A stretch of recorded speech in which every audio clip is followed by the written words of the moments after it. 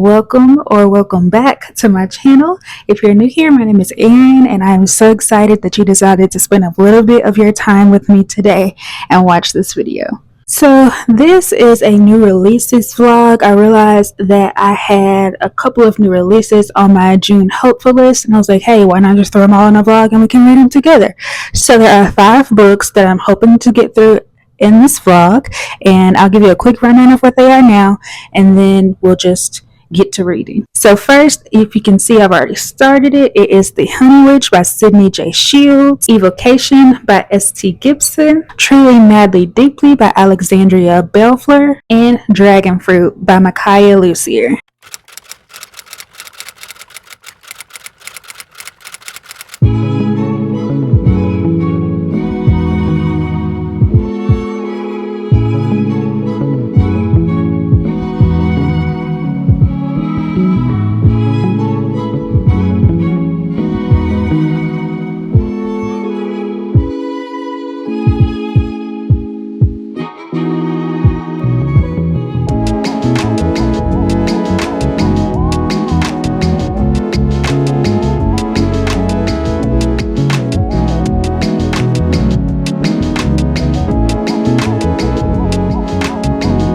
So I'm about 100 pages into The Honey Witch, and y'all, I am obsessed. Look at all the tabs that I've put into this so far.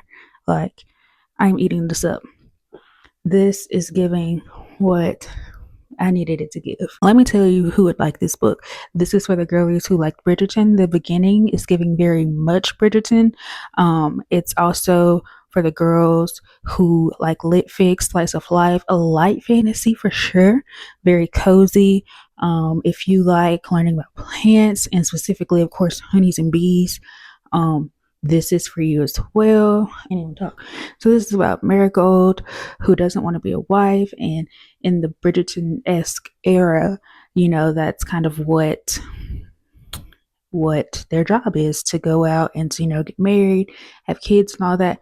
But that's not for Marigold. She feels like she's been misunderstood and she doesn't really know why, and she finds out that she's a witch and decides to go train with her grandmother. So she's just learning what it means to be a honey witch.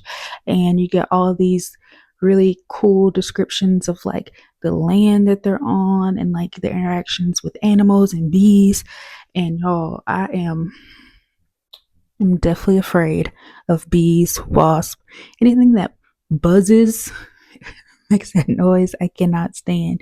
I am really enjoying this. I feel like I'm having the best time. I made me a playlist for this book, and it's really hitting right now. So I'm just getting all the spring, summer vibes from this book, and I'm having a great time with it.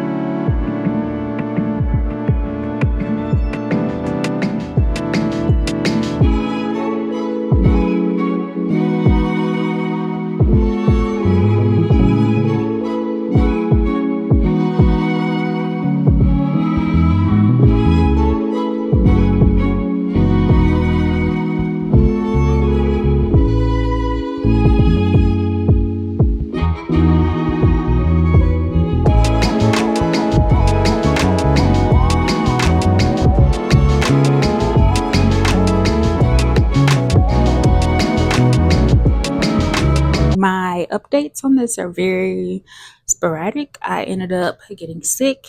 You know, the chronic illness girly life, you know, it just hits you when it hits you and how it wants to hit you. You just got to deal with it.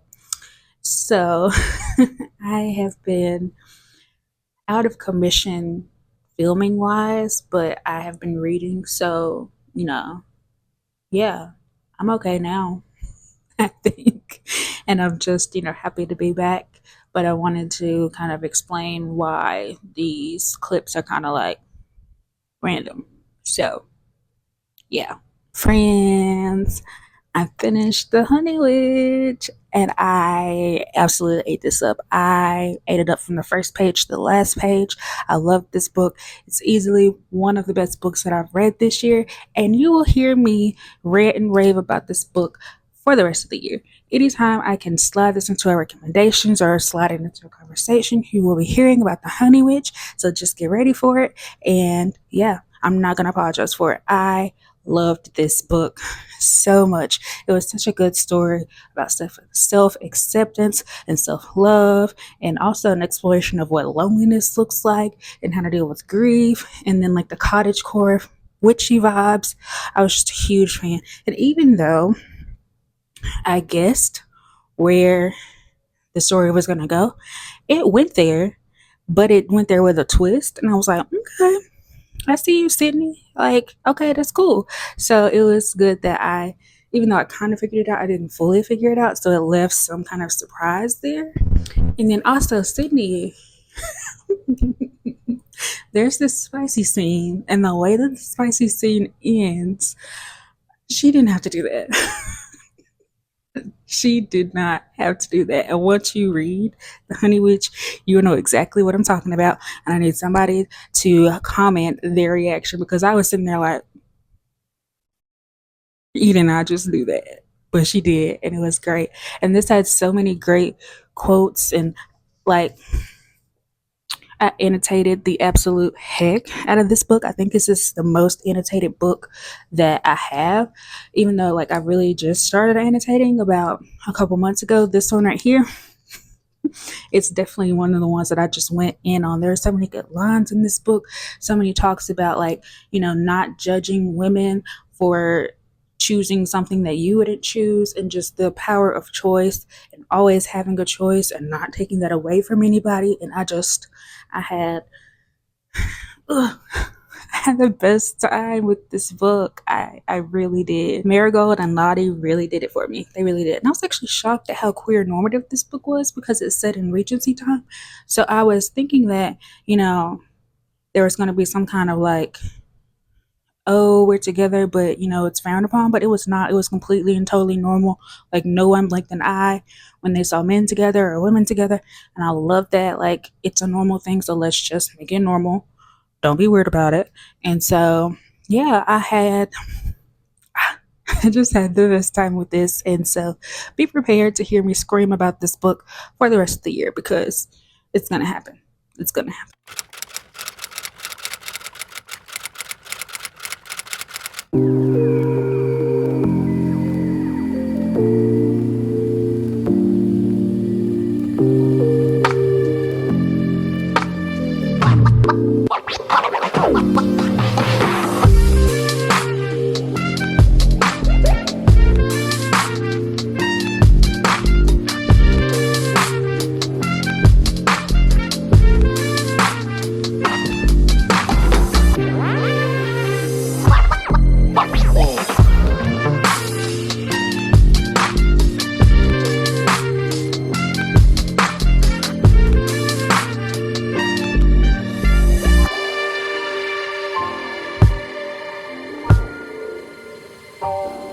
I have made it to about 25% mark into Evocation. I got the Aardvark edition because I just simply love how buttery these hardbacks are. And then I think the spine is also really pretty. I don't even know what the original hardcover looks like, but I just prefer the feel of Aardvark books. So if I see a release that I want on Aardvark, I'm gonna get it just because like they feel so good. It's crazy. Like amazing. But anyway, to the actual book, I'm about 25% into Evocation, and I feel like we're off to a kind of slow start. I mean, I know we have to set everything up and, get it together before we can start the plot, but I will say that I do love that we are getting three POVs in this book. We're getting David's, Moira's, and Reese's. I'm saying Reese. I don't know what it actually is, but for my purposes, he's gonna be Reese. um, And my favorite POV by far, easily, is Moira. She's super cool as a character. She does kind of like root work, magic, ancestral type kind of magic, tarot, astrology. It's really cool. And then we have her husband Reese, who's more into like summoning. And then David, he does a little bit of everything. He's kind of like the golden kid. He has the aristocratic family background and all of that. So he is like grown up with the occult and occult magic. And so, yeah, David and Reese are ex boyfriends, and they also are in the same occult society together, and they're also both in the running for the high priesthood. And so, David is, he's a lawyer, but he also has a side job of like going and doing, I guess, I don't know what the correct term is it a seance? Probably not, but basically contacting the dead or people, mainly spouses, trying to get in touch with their recently deceased spouse. So that's his side business. So during one of those instances, something happens to him and it's something weird. So he goes to Reese to try to help. Of course, Moira's like, "What you need? Why you need my man? Like, what's going on? What is this?" But yeah, we're just kind of setting up the story right now. I think it's really cool. I'm really engaged so far, as long as the pace continues to pick up. And I'm having a good time. I think I'm going to really enjoy this one. I'm excited to see, like, I'm excited to see where and how the romance kind of blossoms, because you can kind of see some residual stuff between David and Reese.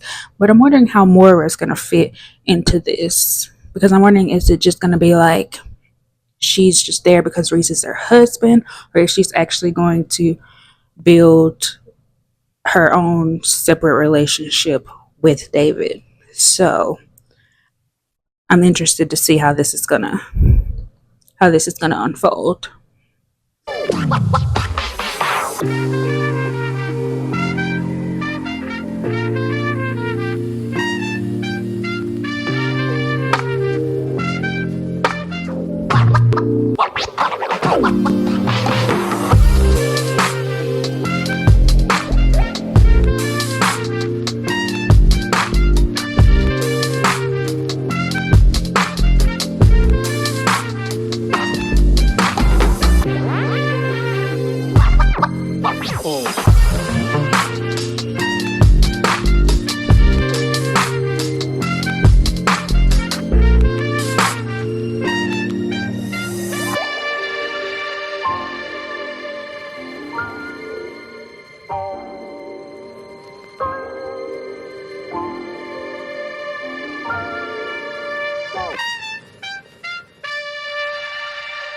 All right, friends, coming to you with a headache. So excuse whatever this is, but I know if I didn't update, I would forget what I wanted to say. And so, yeah, here we are.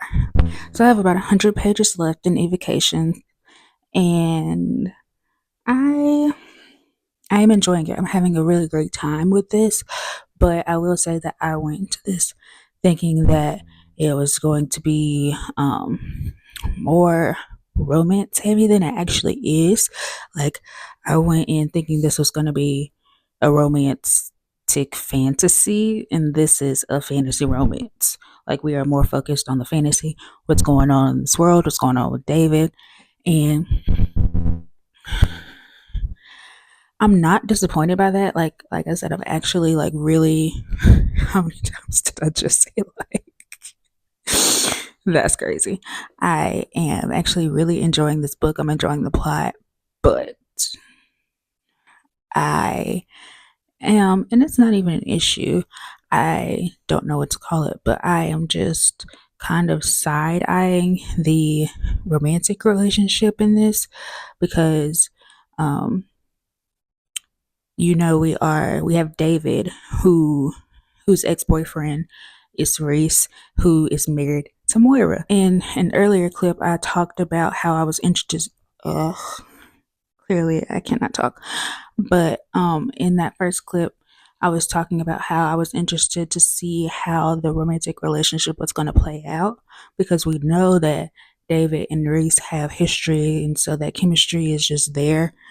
between the two from being in a relationship, but I wasn't sure how Moira was going to fit into this. And as of right now, unless something changes in the 100 pages that I have left, I am not really believing Moira.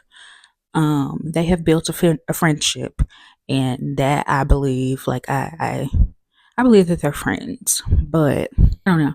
I'm just not seeing how it's going to become like a romantic relationship in a believable way. Maybe it'll just be a physical thing, but then also I would have a hard time just believing that they're strictly physical. So I'm wondering if it's actually not a throuple and it's just more of like an open relationship with David and Reese.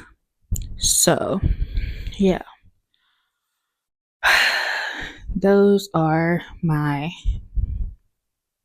qualms about this book so far. And then also, as far as the plot, like what you read in the synopsis is being drawn out through this whole book so far. Like I said, I have 100 pages left, and we're still trying to figure out what this even is or what's even happening. We don't even know what's happening yet. So I feel like pacing wise, that the plot points and maybe even the romantic relationship might be rushed. But yeah, as of right now, I'm still having a pretty decent time with this. But yeah, I just got to see how it plays out before, I can definitively say what I think of this book. Hey, friends. So I am back with an update. So I finished Evocation, and this was not what I was expecting. And I don't know if it's because I kind of took liberties with the synopsis, because I think what I took from the synopsis was that this was going to be like a sexy fantasy romance type thing. We're going to get the throuple, the polyamory, and we did get the polyamory, but not in the way that I was expecting. And I kind of picked up on it when I first started reading the book. I wasn't sure how Moira was going to fit into this, and to me, I just feel like, oh no, it made me feel some type of way because I felt like she was settling because she loved Reese. She was like, well, I mean, Reese, I know you love David, and I'm not going to stop you from loving David, but I'm still going to be like a little jealous about it. And like, there were moments when she was like making him feel some type of way, but also telling him to explore the relationship with David. So I was a little confused by that, which I mean, I guess it's kind of, you know, it kind of makes sense because if you're, trying something out as deep as polyamory and trying to figure it out within your couple, then it is a little difficult, even though, you say you're fine with it, but, it is still a lot to comprehend and to manage saying it in person. So I get that. This wasn't what I thought it was going to be, but it was still good. I still enjoy my time with it. I think that once I run this through Callpal, it'll probably be somewhere around a 4-star, maybe a 3.5, but it was a pretty good time overall. I feel like if it had been any longer, I would have had pacing issues, but because it was on the shorter side, I think it's just shy of 300 pages. I didn't really have an issue with how much time we spent on figuring out what the issue actually was. I thought going into this that it was just going to be us spending a little time with the fantasy problem part of the plot. Ooh, that's a good alliteration moment. So I thought we were going to spend a little time with that and more time fleshing through the romance, but it was actually the other way around. And so, yeah, if you're going to read this, go into it knowing that the fantasy plot is what's primary and then the romance is on the back end. And it's also not this steamy, sexy kind of moment. And I mean, there are spicy scenes in this, but it just wasn't what I was, expecting. And the writing in this was really good. I think that, St. Gibson's writing is great. And so that proved that A Diary of Blood was just not the story for me. But I do plan on continuing on in this story because it seems like each book is going to be focused on one of the characters in this. So we'll be getting a book on Reese, we'll be getting a book on Moira, and I think the last book in the series is going to focus on David's sister Lita. that we meet in here as well. Yeah, it was a fun time, a good quick read. I feel like I flew through it when I was reading it. It just wasn't what I was expecting, but not in a bad way, because not everything has to be like overly spicy, steamy, thruple vibes. It just kind of felt like that's what we were going to get from the synopsis, but that could have been just me reading into it and seeing what I wanted to see. So, yeah, I definitely think that everyone should pick this book up. Um, and yeah, had a good time with it.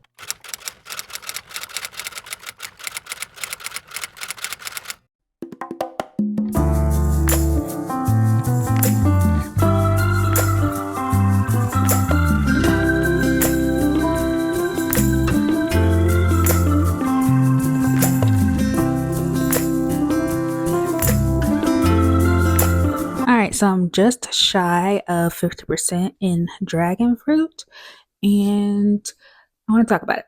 So, this is about a girl who was exiled because her father decided to take a dragon egg, which they call Dragonfruit, um, and took the one that would have been for the princess and used it on his daughter because she was ill. And so, yeah, she's been on the run, but she's also studying dragons and learning about them, and that's her knowledge of them is kind of what she uses to make a living and be able to take care of herself. And she ends up back in her homeland and runs into Sam, who's one of the royals and also her childhood best friend, and he's looking for a dragon egg to save his mother, because if not, he'll have to get married to be able to keep the crown in the family, because this is a matriarchal society, so he can't rule. So either his wife has to rule, or power passes to a different family. And so at this point, they're just now meeting back up. She's being, reintegrated into this life. And yeah. Anyway,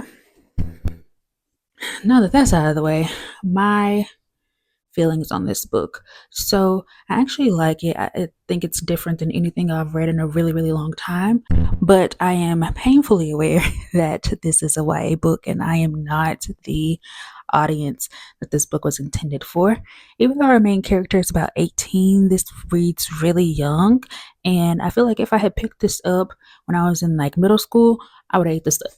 This would have been right up there with like my favorite series that I was picking up from the school library or begging my mama to buy for me, because this is really cool. Like the magic in this, it has like a tattoo type, Moana-ish type situation, and it's super cool. Like I said, it's just really, really young for me, and I am actually having to listen to this through audiobook. The audiobook is on Everand because I was struggling. Like I tried to read the first chapter physically and it wasn't working out, but I am having a good time with the audiobook, so that is how I will be finishing this up. But yeah, I'm having a good time with it. It won't be a super high rating just because, like I said, I am very painfully aware that I am not the target audience for this book, but I'm not going to fault it for that. And I think that is a conversation that we need to be having as a book community. Why are we as adults judging YA books so harshly when we aren't the target audience for them? Like, we're complaining, and a lot of the YA books are actually reading older than they should. I just talked about this when I was reading Kingdom of the Wicked. And so I think it's great that we actually have YA that feels like it's appropriate for a child. And, yeah. So, like I said, I'm not faulting it for it being YA. I'm just taking it for face value at what it is. And yeah, we'll see what happens when I finish it up. Hey friends, so I am popping back in. Not feeling great, but when am I ever? So whatever. I wanted to update you on my progress with Dragonfruit. I actually finished this a couple of days ago, and y'all, let's talk about it. So my thoughts stay the same as far as, being able to tell that it is YA and realizing that I am not the audience for this book. But with all that being said, I really had a good time with this story. It's just so different and it's so unique and it's so new from anything that I have read recently that I just, ate it up. Like, This is such a great book. Like, if you have any like kids in your life that are looking for something different to read, or something like that, you want like a younger story, if you enjoy reading like middle grade, I think that all of those people would enjoy this book so much. Like I said, the story was really good. There's not any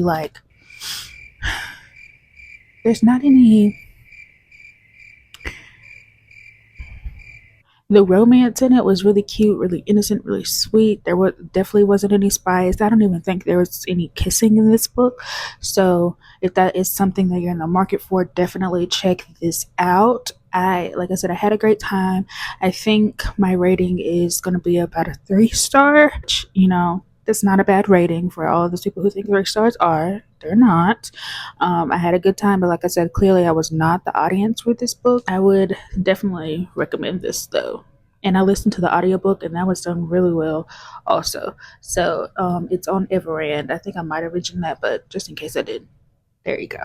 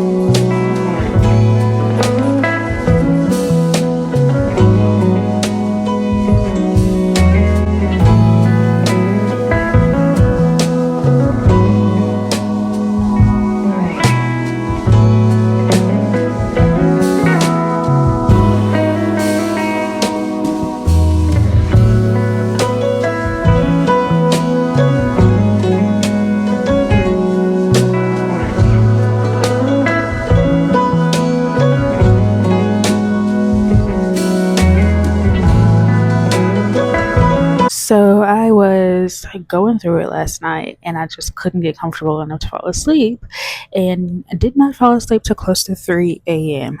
But in that time, we got work done, and I ate this book up. I ended up reading like over half of this book. I think I was like a page 90 something when I went to bed last night, and didn't fall asleep until after I finished it. And let me tell y'all about this book. Let me tell y'all about this book right here. So our two main characters are both bisexual, and we have Truly, who is a romance novelist, and we have Colin, who is a family slash divorce lawyer. And they end up on a podcast together, and they just have this like bouncing back and forth type of chemistry.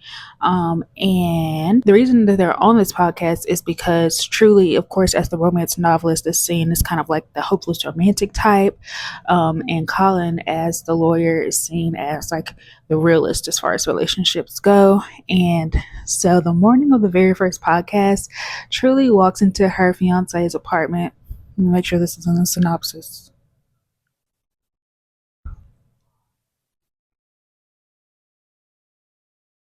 Yeah, so the morning of the podcast, she finds out that her fiance has been cheating on her, and so like she is distraught to say the least, and that has kind of changed her view on love. And then she goes to find out that her parents are separating, so sis is just going through it. She is struggling, and also trying to figure out like what love means to her, what does she want. And then her and Colin kind of have this spark.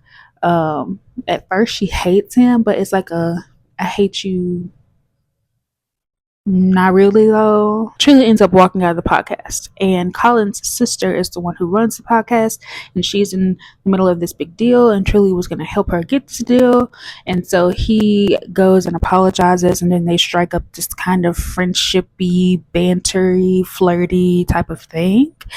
And y'all, Truly was truly annoying. She was insufferable. at times as a character. It felt like she was a child. The way she reacted to a lot of these situations felt very childish. And I'm like, girl, you're like 28. I think 27, 28. Whatever age you are, it's too old to be acting like this. Like, what are we doing? But Colin, Alexandria, let me get your name right. Alexandria Bellefleur made me like the man more than the woman in this book. And why? Why? But let me tell you about Colin, because Colin, y'all gonna like Colin, okay? Colin begs for Truly. He gets down on his knees, literally begging for Truly. And I'm like, let me fan myself off, because Colin, his words, their banter was just, ugh, I loved it. But Colin and the way he said stuff, I'm like, where you at? Do I need to travel to Washington? I think that's where they are. I need to go find you, because I don't even like men.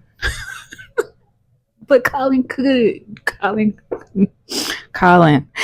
And not only that, but y'all, Truly's best friend Lulu, hilarious. Easily one of the best characters in this book. And I was disappointed because she only showed up in the first half. And I feel like after that, she just went missing and we didn't hear from her anymore. And I'm like, girl, bring her back, because she is literally like her talking shit to Truly and like really telling her, girl, you are the Lulu, you are losing it, you are crazy. Like, that is part of the book that I really enjoy, because Truly on her own, not likable to me in my opinion, but Colin and Lulu make her likable to me. And I had a time with this. I think it's gonna settle somewhere between a 4 and a 4.5. And that 4.5 is wild, because like I said, I did not enjoy, because I did have my issues with the person whose head we were in the whole time. But like I said, Colin and Lulu did it for me, and I really enjoyed, ouch, okay, really enjoyed them. And I enjoyed how Colin